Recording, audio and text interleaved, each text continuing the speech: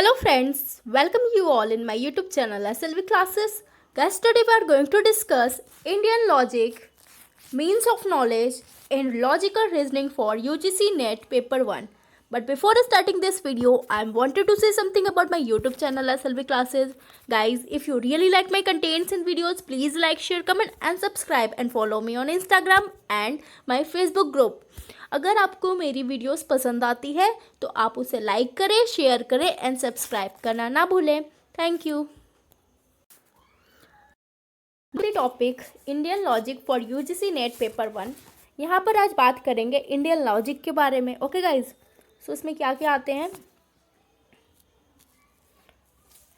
Indian logic for knowledge cognition is divided into two parts, prama and aprama, that is true knowledge or possess the property called pramanya and those that are not true are not possess the property of pramanya. ठीक है, तो यहाँ पे बोल रहा है Indian logic जो है नॉलेज के लिए, कॉग्निशन मतलब होता है अनुभूति, ठीक है, रियलाइजेशन, ठीक है, उसको क्या किया गया है, दो पार्ट में डिवाइड किया गया है. पहला है आपका प्रमा एंड दूसरा है आपका प्रमा, ठीक है, जिसमें भी अ लग जाता है वो क्या हो जाता है, उसमें नॉट आ जाता है. ठीक है, ऐसे कॉमन सेंस मैंने बताया है.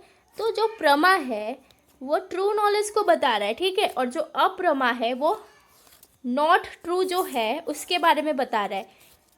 जो ट्रू नॉलेज है वो क्या है, जो प्रॉपर्टी है प्रामाण्य की, ठीक है, वो उसका अधिकार है, ठीक है, और जो नॉट ट्रू है वो क्या बोल रहा है, और not possess the property of प्रामाण्य, ये नहीं पॉज कर रहा, मतलब वो अधिकारी नहीं है प्रामाण्य का, ठीक है, उसकी प्रॉपर्टी का, ठीक है, नॉट ट्रू वाले का बात कर रहा है. यानी अप्रमा यहाँ पे दिया है वो नॉट ट्रू है और प्रमा यहाँ पे जो है वो आपका ट्रू है. Okay, true knowledge of प्रामाण्य.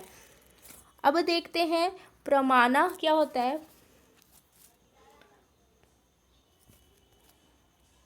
प्रमाण भी बोलते हैं ना, जैसे प्रमाण पत्र होता है तो उसी को ये बोला है प्रमाण.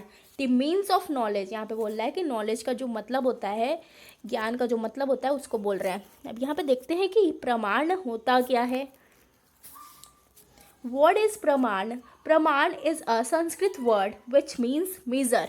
ठीक है, प्रमाण क्या होता है, तो प्रमाण एक संस्कृत वर्ड है जिसका मतलब है मेजर, यानी उपाय भी बोल सकते हैं, माप भी बोल सकते हैं. मेजरमेंट जो होता है वही मेजर बोल रहा है यहाँ पे. जैसे प्रमाण पत्र होता है ना, तो उसमें क्या होता है, रिजल्ट में मेजरमेंट तो होता ही है ना, ठीक है, माप होता है कौन से बच्चे किस रैंक के हैं, तो वही बोल रहा है. प्रमाण मीन्स संस्कृत वर्ड है जिसका मतलब है major. The concept of pramanas is very critical for understanding the laws of Indian logic and the philosophy of knowledge. तो यहाँ पे बोल रहा है जो प्रमाणास का कॉन्सेप्ट है वो बहुत ही ज़्यादा क्रिटिकल है law of Indian logic and philosophy of knowledge को समझने के लिए. यहाँ पे दिया है ना अंडरस्टैंडिंग, तो इंडियन लॉजिक और फिलोसफी ऑफ नॉलेज को समझने के लिए ये बहुत ही ज़्यादा क्रिटिकल है. ठीक है, इसके जो कॉन्सेप्ट है प्रमाणास के. Now next, in Indian philosophy, the word represent all the means through which true and accurate knowledge about the world can be obtained. ठीक है, यहाँ पे बोल रहा है कि इंडियन फिलोसफी में जो वर्ड है रिप्रेजेंट कर रहा है ऑल मीन्स थ्रू विच, यानी जो भी बता रहा है ट्रू, ठीक है, एक्यूरेट बता रहा है नॉलेज, और ट्रू यानी सच्चा नॉलेज बता रहा है अबाउट द वर्ल्ड, यानी संसार के दुनिया के बारे में एक्यूरेट और ट्रू नॉलेज बता रहा है जो कि इसमें ऑब्टेंड होता है. ठीक है, वो प्रमाण्य है. ठीक है,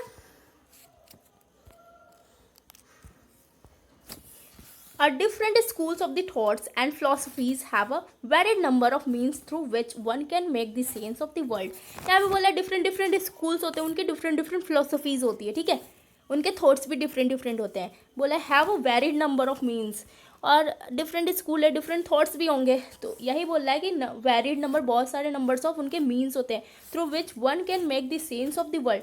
उसके जरिए क्या है, एक लोग मतलब संसार से रिलेटेड जो भी है उसकी सेंस निकाल सकते हैं. ठीक है, तो यही इसमें बोल रहा है different schools of thoughts and philosophies have a varied number of means, यानी बहुत तरीके के नंबर्स ऑफ मीन्स है, मतलब है. ठीक है, through which one can make the sense of the world, जिसके जरिए क्या एक वर्ड के बहुत सारे मतलब होते हैं. तो यही वही बोल रहा है कि डिफरेंट स्कूल्स हैं. ठीक है, तो डिफरेंट उनके थॉट्स होंगे, फिलोसफीज होगी, तो इसीलिए बोल रहा है varied number of means through which कोई भी एक इंसान जो है वो सेंस ऑफ सेंस निकाल सकता है, ठीक है, बना सकता है, make the sense of the world, दुनिया का, ठीक है।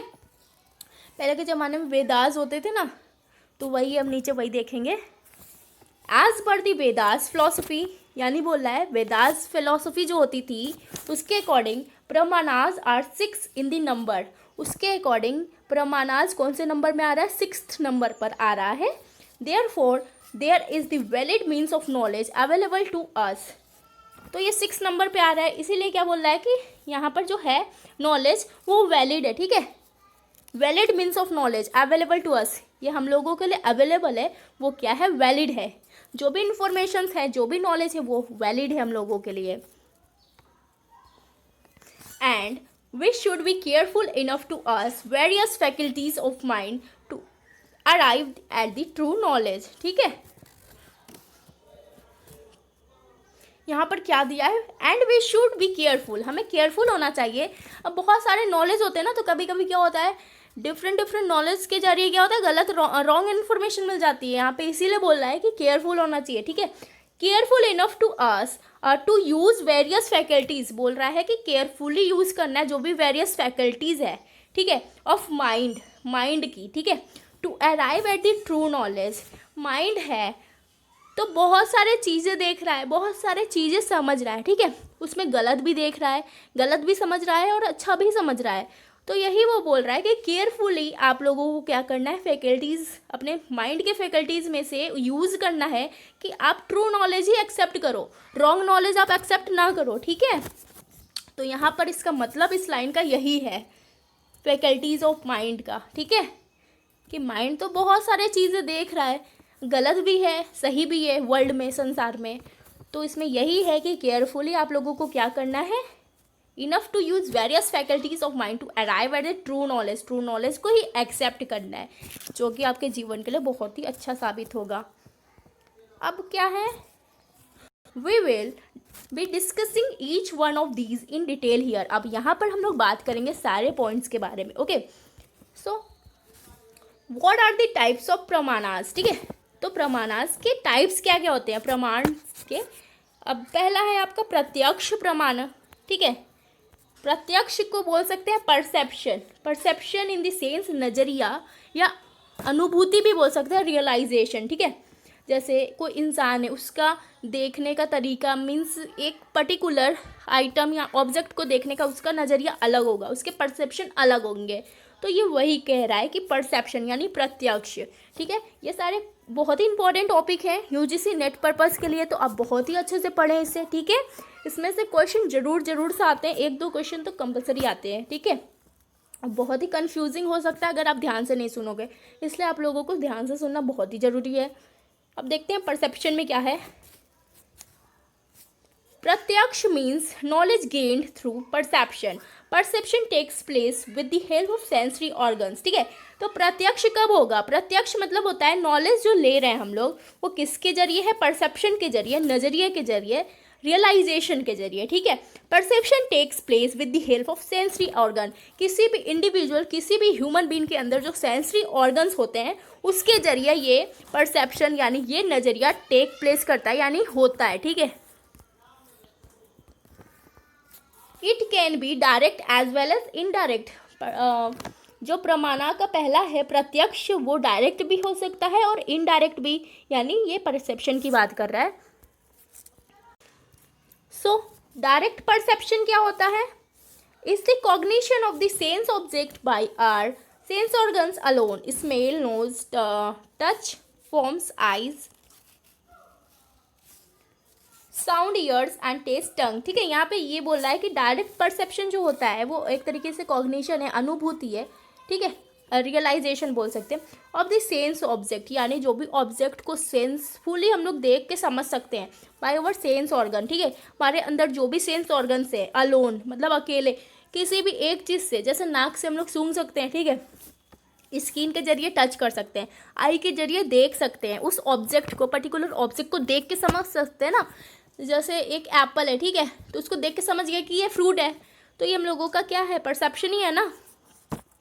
साउंड, ईयर्स, साउंड को कैसे सुनेंगे? कान से। टेस्ट कैसे करेंगे? टंग से। तो ये सारे सेंस ऑर्गन है। तो जो भी आपका होगा सेंस ऑर्गन पर बेस्ड होगा, ठीक है, परसेप्शन। ओके, तो वो क्या होगा? डायरेक्ट परसेप्शन कहलाएगा। किसी चीज़ को देख के समझ जाना मीन्स जैसे हम कुछ छू रहे हैं, ठीक है, तो उसको टच करके समझ रहे हैं, कुछ सुन रहे हैं, ठीक है, हर्ट कर रहे हैं तो उसको समझ रहे हैं।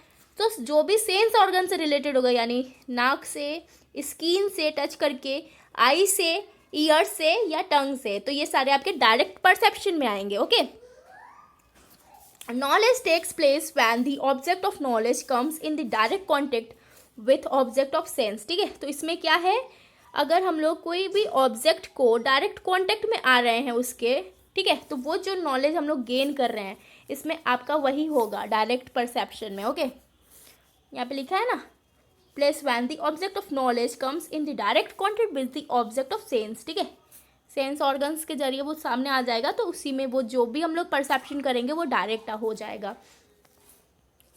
Direct sensory perception is also referred to as anubhav. जैसे बोलते नहीं है हिंदी में अनुभव, ये हमको हो रहा है, ठीक है, मुझे हो रहा है, आपको हो रहा है, हम लोगों को हो रहा है, अनुभव हो रहा है, ठीक है। तो अनुभव करना यानी क्या होता है? फील करना, रियलाइज करना किसी चीज़ पर्टिकुलर के बारे में, पर्टिकुलर ऑब्जेक्ट के बारे में। तो यही परसेप्शन है, वो भी कौन सा? Direct perception, direct sensory perception बोल सकते हैं उसको। अलग नाम क्या है? अनुभव, मीनिंग एक्सपीरियंस जिसको बोलते हैं। तो ये सब भी बहुत ध्यान से देखिए कि अनुभव पूछ लेगा तो क्या हो जाएगा? डायरेक्ट सेंसरी परसेप्शन बोलते हैं उसको। ओके, अब देखते हैं गाइज इनडायरेक्ट परसेप्शन क्या होता है। Creates knowledge based on memory, स्मृति, ठीक है। वो क्या था? आपका सेंसरी ऑर्गन पर बेस्ड था, ठीक है।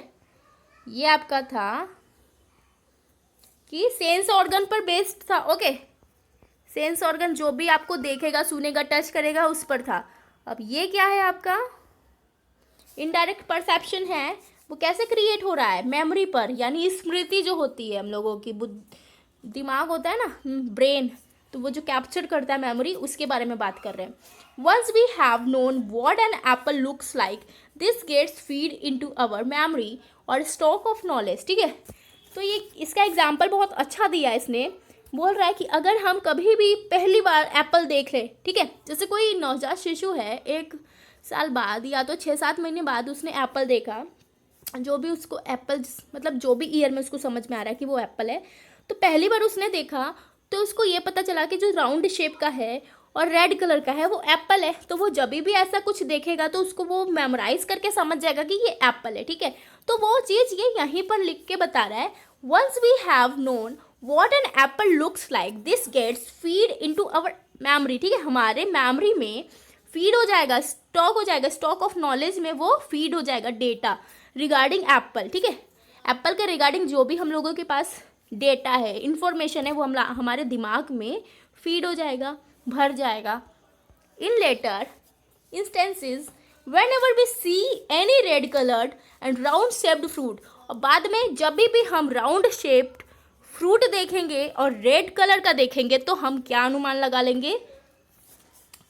Our previous memory direct us to categorize them as an apple, ठीक है।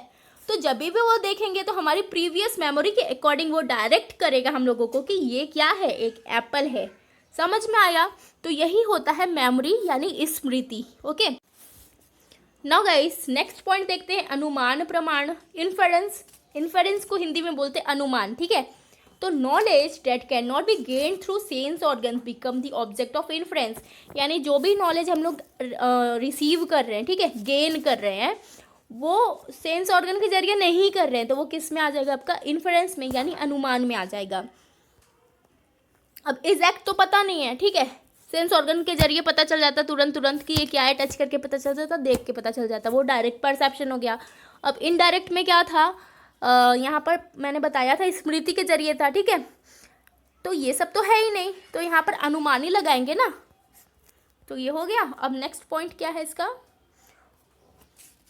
We infer knowledge of what we don't see from what we can see. यहाँ पे बोल रहा है कि अनुमान लगाना क्या होता है। वी इन्फर नॉलेज, यानी हम इन्फर कर रहे हैं नॉलेज को, जो हम नहीं देख रहे हैं उसको हम देख रहे हैं, जो जैसे कुछ दिखता नहीं है उसको भी अनुमान लगा लेना, यही होता है इन्फरेंस, ठीक है। This is also called to be the source of this is also consider to be the source of valid mediate knowledge. For example, ठीक है, यहाँ पर अब एग्जाम्पल के जरिए समझिए कि क्या है। For example, we can infer fire from the smell of smoke. अगर कहीं पे भी स्मोक की महक आ रही है तो तुरंत हम लोग बताते हैं कि कहीं आग लगा है। ये सबके घर में होता है, ठीक है। कहीं पे भी वायर की स्मेल आ रही है जलने की, तो मतलब वायर की स्मेल सभी को पता है, ठीक है। तो सब लोग अपने घर में चेक करने लगता है ना कि कहीं वायर तो नहीं जल रहा है, शॉर्ट सर्किट तो नहीं हो गया। तो ये किस में आ जाएगा, आपका अनुमान में आ जाएगा, इन्फ्रेंस में आ जाएगा, ओके। और वी कैन इन्फर फिजिकल और emotional pain when we see the other person crying etc। तो यहाँ पे बोल रहा है, और क्या एग्जाम्पल है इसका, अगर हम लोग किसी अदर व्यक्ति को, अदर इंडिविजुअल को रोते हुए देखते हैं तो उसको देख के उसकी फीलिंग्स, उसके फिजिकल और इमोशनल पेन यानी दर्द को महसूस कर सकते हैं, अनुमान लगा सकते हैं कि उसको कितना दर्द है अंदर, ठीक है। तो ये भी आपका आ जाएगा अनुमान में, ओके गाइज। आई होप आप लोगों को समझ में आ रहा होगा। नाउ नेक्स्ट, उपमान प्रमाण, कंपैरिजन और एनालॉजी। कंपैरिजन यानी तुलना करना और एनालॉजी मतलब समानता, ठीक है, equality. This kind of knowledge is acquired by the perception of similarity between the two different object of knowledge. यहाँ पे बोल रहा है कि ये कब होता है उपमान, जब भी दो डिफरेंट टाइप के ऑब्जेक्ट होते हैं, ठीक है, ऑब्जेक्ट ऑफ नॉलेज यानी नॉलेज की बात कर रहा है ना, तो दो डिफरेंट टाइप के होते हैं, उसमें सिमिलैरिटी जो होती है उसके बारे में है, ठीक है। यहाँ पे लिखा है, फिर से देखिए, this kind of knowledge is acquired, कब एक्वायर्ड होगा, by the perception of similarity between two different object. यहाँ पे सिमिलैरिटी तो दे रहा है, ठीक है, ये एनालॉजी का हो गया। Two different object of knowledge दिया है तो ये कंपैरिजन का हो गया, ठीक है, कंपैरिजन ही कर रहा है ना टू डिफरेंट ऑब्जेक्ट में, तो ये उपमान प्रमाण होगा, ठीक है गाइस, समझ में आया। उपमान का हो जाएगा कंपैरिजन और एनालॉजी। अब क्या है next point, it is different from mayor perception and inference and is based on the comparison. ये डिफरेंट है परसेप्शन से भी, जो पहला पॉइंट था आपका प्रत्यक्ष, और इन्फेरेंस से भी यानी अनुमान, जो था second point. It is totally based on comparison, ये किस पर बेस्ड है, कंपैरिजन पर, ठीक है, तुलना पर। For example, a person who has known that a monkey animal that jump on the tree is called a monkey, ठीक है, इन हिज सिटी।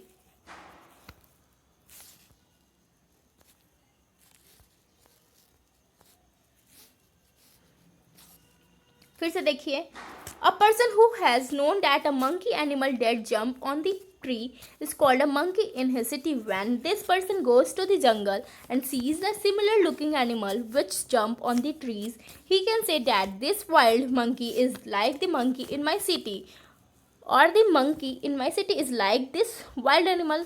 यहाँ पे एग्जाम्पल है कि एक पर्सन है जो जान रहा है कि मंकी है, जो एनिमल है, जो जानवर है, वो जंप कर रहा है ट्री पर यानी पेड़ पर कूद रहा है, ठीक है, उसको क्या बोला जाता है, हमारे शहर में मंकी बोला जाता है, ठीक है।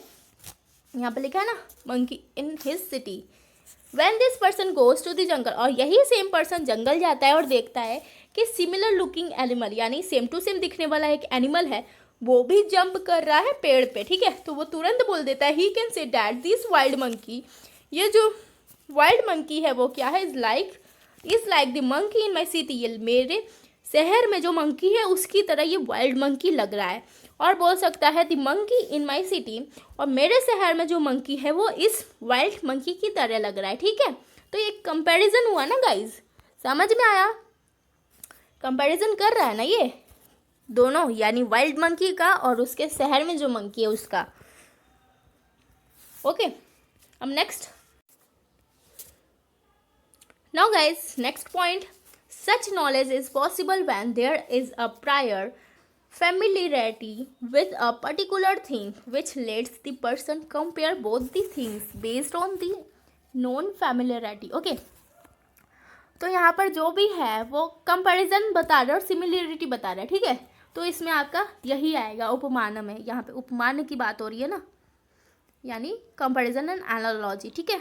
तो इसको डिटेल्स में नहीं जाते हैं, अब आते हैं अरबपति पर, अर्थपति पर, इसको देख लीजिए, वैसे कुछ इंपॉर्टेंट नहीं है, बस यही है, कंपेयर करना है, ठीक है। on the known familiarity. Okay. Upon the अर्थपति प्रमाण assumption और implication. assumption means होता है आपका कल्पना करना, assume करना. ओके. और implication यानी उलझाव. ठीक है, उलझ जाता है जो चीज़, उसके बारे में. knowledge gained through seeing the relation between cause and effect. Cause and effect यानी कारण और उसका मतलब क्या है, इफेक्ट क्या है उसका, उसके बारे में जो भी नॉलेज होती है ना, उसको अर्थपति बोलते हैं. अर्थ यानी अर्थ समझ रहे, हिंदी में जो अर्थ होता है, मीनिंग, तो वही है ये अर्थपति प्रमाण. एजम्पशन यानी कल्पना करना और उसका सुलझाव, आई मीन उलझाव. ठीक है, इसकी इम्प्लीकेशंस क्या क्या है.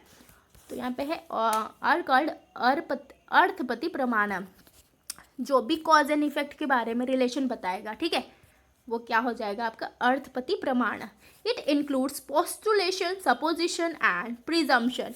ठीक है, प्रिजम्पशन यानी अनुमान, सपोजिशन भी अनुमान होता है, पोस्टुलेशन इकरारनामा होता है. ठीक है, तो ये सारे चीज़ ये अर्थपति इंक्लूड करता है. ओके गाइज, तो ये सारे इंपॉर्टेंट पॉइंट्स हैं. इससे भी रिलेटेड पूछ सकता है कि पोस्टुलेशन किस में आता है, तो आप लोगों को पता होना चाहिए किस में है, आपका अर्थपति प्रमाण में यानी एजम्पशन में. ओके गाइज, जो ब्लैक में है वो बहुत ही इंपॉर्टेंट है, मैंने हाईलाइट किया है, तो उसे बहुत ध्यान से देखिए.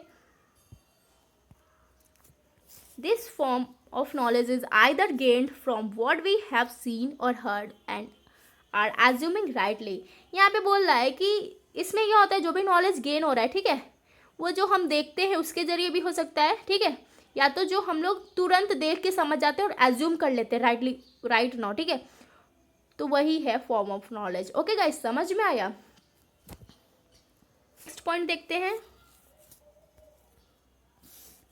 This form of knowledge is either gained from what we have seen or heard and are assuming rightly. तो ये फॉर्म ऑफ नॉलेज कब हम लोग को मिलेगा, कब रिसीव करेंगे, कब गेन करेंगे, जब भी हम लोग कुछ देखते हैं या सुनते हैं और उसी समय एज्यूम करते हैं. ठीक है, तो ये हम लोगों को नॉलेज गेन होगा. For example, a healthy person says that he doesn't walk at night. एक healthy person है यानी तंदुरुस्त है, healthy है. ठीक है, वो बोल रहा है कि मैं नाइट में वॉक नहीं करता हूँ, और ये healthy person है, तो कभी ना कभी तो वॉक करता होगा, क्योंकि विदाउट वॉक कोई भी इतना हेल्दी नहीं हो सकता है. ठीक है, फ्रॉम दिस प्रपोजिशन, इस प्रपोजिशन के हिसाब से वी कैन पोस्टुलेट, हम लोग अनुमान लगा सकते हैं. पोस्टुलेट बोल रहा है ना, ठीक है, that this person walk during the day, यानी वो रात में मना कर रहा है, तो जाहिर सी बात है कि वो डे में तो जरूर वॉक करता होगा, क्योंकि ये हेल्दी पर्सन है. ठीक है, without this assumption it is not possible to explain why this person is not walk during the night. बिना इसके एजम्पशन के, ठीक है, अगर हम लोग एजम्पशन नहीं करते हैं कि वो दिन में वॉक कर रहा है, एज्यूम किया ना मैंने कि ये दिन में वॉक कर रहा है, तो बिना इसके एजम्पशन के, यानी without this assumption it is not possible, ये पॉसिबल ही नहीं था कि हम लोग एक्सप्लेन कर सके कि वो रात में क्यों नहीं वॉक करता था. ठीक है, अब देखते हैं. Assumption and implication are very useful concepts to make logical arguments about the world. तो इसीलिए एजम्पशन और इम्प्लीकेशन, ठीक है, बहुत ही ज़रूरी है. ठीक है, यूजफुल है concept, very useful concept to make logical argument. अगर उसने बोला कि मैं रात में नहीं टहलता हूँ, तो हम लोगों ने तुरंत एज्यूम करके बताया कि वो ज़रूर से ज़रूर दिन में टहलता होगा, तभी तो वो हेल्दी है. तो ये लॉजिकल है ना. ठीक है, लॉजिक बन रहा है एक तरीके से. तो यही है कि बहुत ही ज़्यादा ये एजम्पशन एंड इम्प्लीकेशंस, ठीक है, बहुत इंपॉर्टेंट है, ताकि लॉजिकल आर्गूमेंट पता चल सके, बना सके हम लोग संसार के बारे में, दुनिया के बारे में. ओके गाइज, नेक्स्ट, अनुपलब्धि प्रमाण, एप्रेहेंशन एंड नॉन एप्रेहेंशन. इसको डर, एप्रेहेंशन को डर भी बोलते हैं, शंका भी बोलते हैं. ठीक है, और नॉन एप्रेहेंशन को गैर आशंका बोलते हैं. ठीक है, अनुपलब्धि, जिसको उपलब्ध ना किया जा सके, ये भी बहुत इंपॉर्टेंट टॉपिक है, आप ध्यान से देखिए. This is based on the apprehension of a non existent thing based on the non perception. जो भी नॉन एग्जिस्टेंट, मतलब जो एग्जिस्ट ही नहीं कर रहा है ऑब्जेक्ट थिंग, उसके ऊपर ये बेस्ड है अप्रेहेंशन. ठीक है, and based on non perception, जिसकी कोई नज़रिया ही नहीं है, जिसकी कोई क्या बोल सकते हैं अनुभूति ही नहीं हो रही है, ठीक है। This means that perception as well as non perception can be the source of valid knowledge. यही बोल रहा है कि ये जो है परसेप्शन और नॉन परसेप्शन जो है वो क्या है, वैलिड नॉलेज है सोर्स का, ठीक है। फॉर एग्जाम्पल यहाँ पर देखिए ब्लैक से है, ये इंपॉर्टेंट है। There is no student in the class, ठीक है, तो क्लास में तो कोई स्टूडेंट ही नहीं है। There is no water in the class, glass में पानी नहीं है, because we can not perceive student in the class at the moment. उस टाइम अगर क्लास में कोई बच्चे नहीं हैं तो ये क्या इसका कारण है, क्योंकि हम लोग परसीव भी नहीं कर सकते हैं कि क्लास में कोई स्टूडेंट है उस सिचुएशन में, उस मोमेंट में, ठीक है। And we can conclude that there is no student in the class, तो इसीलिए हम लोगों ने कंक्लूड किया कि वहाँ पे कोई स्टूडेंट नहीं है क्लास में, ठीक है। समझ में आया? फिर से देखिए, नहीं समझ में आया तो for example there is no student in the class, कोई भी स्टूडेंट क्लास में नहीं है, because we can not perceive student in the class, हम लोग परसीव नहीं कर सकते हैं उस मोमेंट में कि क्लास में कोई स्टूडेंट है। इसीलिए हम लोगों ने क्या माना कि कंक्लूड किया कि वहाँ पे कोई भी स्टूडेंट नहीं है क्लास में। समझ में आया? ये अनुपलब्धि है ना, यहाँ पे नो नो बोल रहा है ना, नो वाटर, नो स्टूडेंट, ठीक है, तो ये अनुपलब्धि है। क्लास में तो क्लास में स्टूडेंट ही नहीं है, ग्लास में पानी ही नहीं है, तो ये एक तरीके से क्या हो गया आपका, अनुपलब्धि हो गया, ठीक है। एप्रहेंशन एंड नॉन एप्रहेंशन का एग्जाम्पल है ये। शंका एप्रहेंशन को बोलते हैं और नॉन एप्रहेंशन को आशंका बोलते हैं, ठीक है। अब शब्द प्रमाण, शब्द मीन्स होता है वर्ड, वर्बल, ठीक है। Testimony, this is gain through verbal testimony, ये वर्बल टेस्टिमनी के जरिए गेन होता है। A lot of knowledge that we gain about the world is through verbal testimony. Text, symbols और words, it is either uttered or written. Uttered means बोल के जो होता है और रिटन यानी लिख के। तो जो भी हम लोग नॉलेज ले रहे हैं, गेन कर रहे हैं वर्बल टेस्टिमनी के जरिए, वो कैसे हो रहा है, a lot of knowledge that we gain about the world is through verbal. हम बहुत सारे जो नॉलेज है संसार के बारे में, ठीक है, उसको कैसे गेन कर रहे हैं, वर्बल तरीके से, वर्बल टेस्टिमनी के जरिए, यानी टेक्स्ट से, सिंबल से और वर्ड्स से। It is either uttered or written, यानी वो रिटन भी हो सकता है, यानी लिख के भी जो होता है वो, उसके जरिए भी हम लोग गेन कर रहे हैं, और अटर्ड यानी बोल के भी, ठीक है। गाइस समझ में आ रहा है? A verbal testimony must have a valid source for its object of knowledge to be true. जो वर्बल टेस्टिमनी होता है वो वैलिड सोर्स देता है, ठीक है, for its object of knowledge, ठीक है, अपने ऑब्जेक्ट ऑफ नॉलेज के लिए। टू बी ट्रू, जो भी है वो ट्रू होना चाहिए।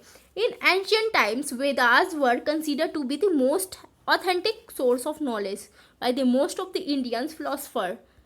अब एंशियंट टाइम की बात करें, पुराने ज़माने के समय में वेदास होते थे, ठीक है, 4 वेद होते थे ना, तो उसके बारे में है कि वेदास जो होते थे उसको कंसीडर किया जाता था most authentic source of knowledge, ठीक है, उसमें जो भी नॉलेज है वो बहुत ही ज़्यादा ऑथेंटिक है।